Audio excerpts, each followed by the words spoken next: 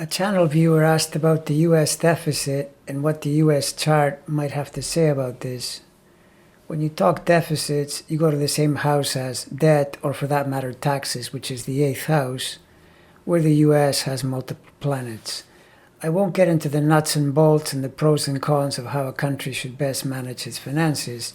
Here I simply focus on the chart and what it says about debt.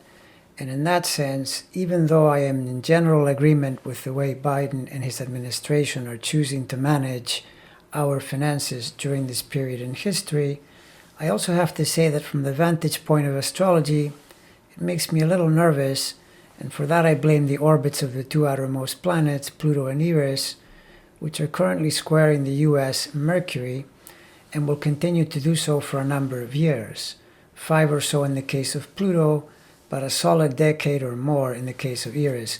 Pluto is opposing Mercury even while shortly after that it will return to its original position in 1776, and in doing a 180 opposition to a major planet, remember that Mercury is ruler of the 10th, the government itself, and 7, an angular house that is critical to the well-being of any chart, countries included.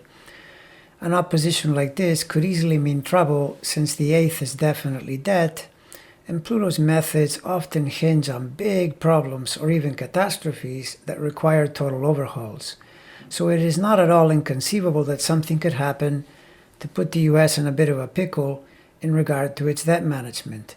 The worst possible event would be if the US dollar, for some reason, ceased to be the reserve currency, since as long as it remains the standard the rest of the world agrees to, the government can somewhat safely print lots of money without getting in big trouble. But if something happens to take that privilege away, a really big problem could appear.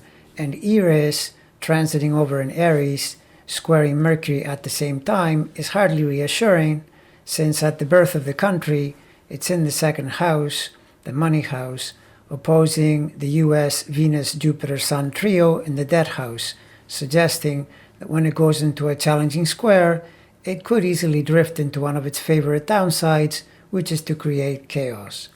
One of the warnings we often hear about excess money printing is the possibility of inflation, and in the 1970s, the US experienced some serious inflationary upswings that astrologically correspond with transiting Eris squaring the US Sun.